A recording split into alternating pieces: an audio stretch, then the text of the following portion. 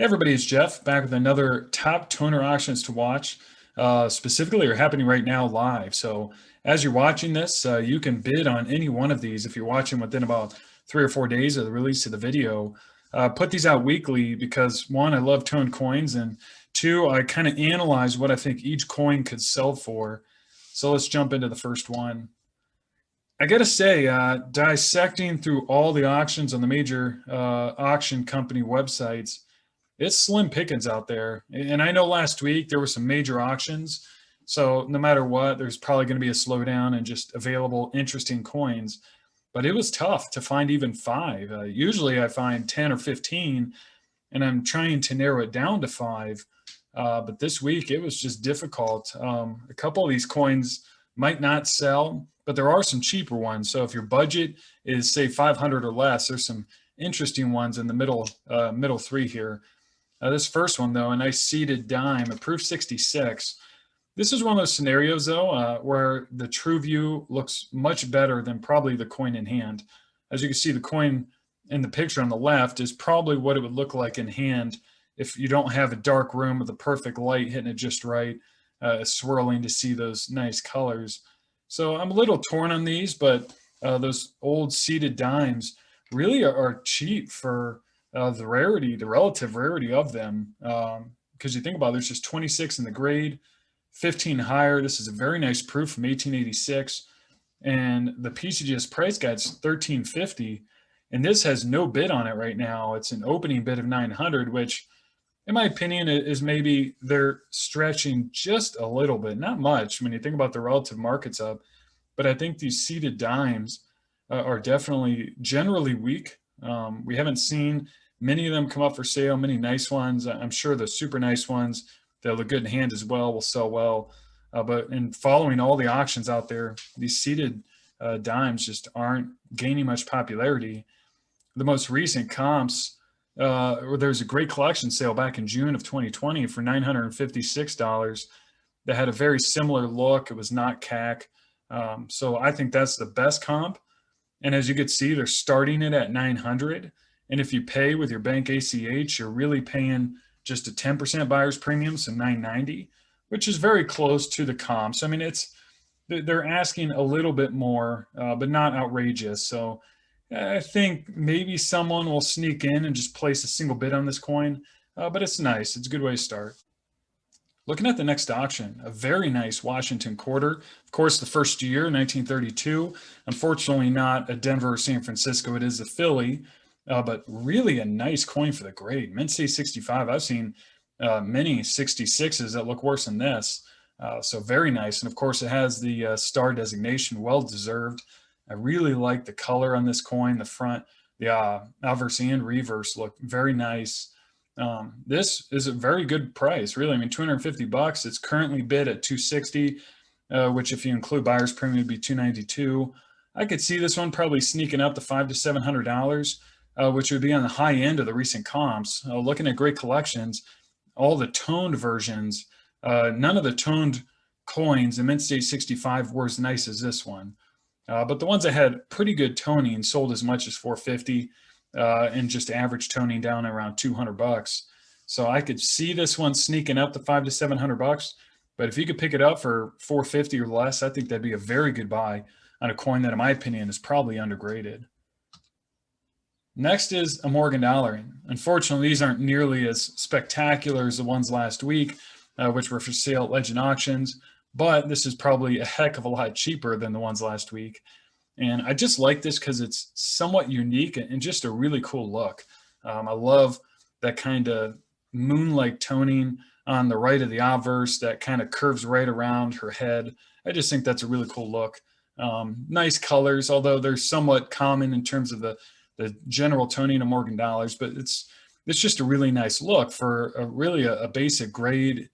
And I was kind of surprised they sent it to CAC, given that it's typically a $90 coin.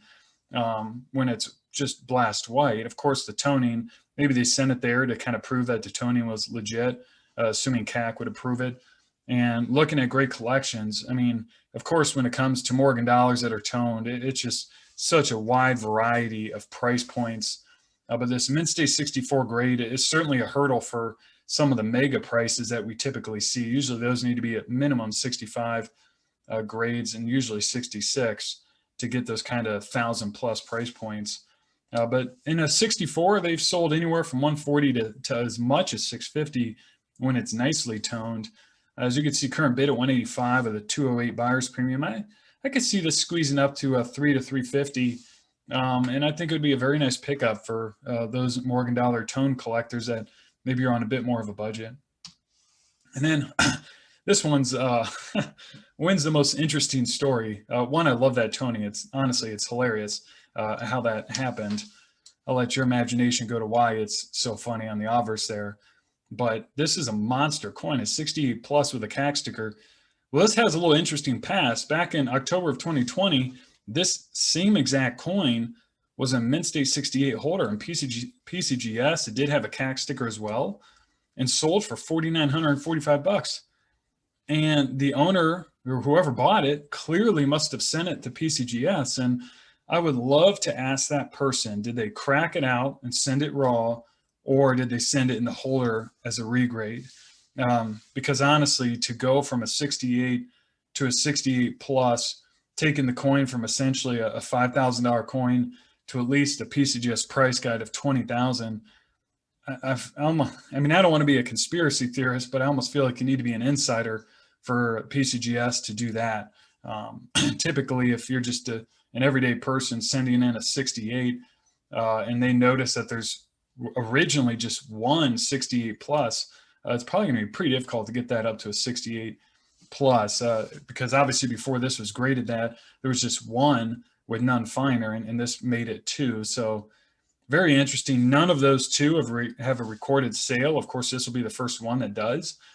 So it's a total guess.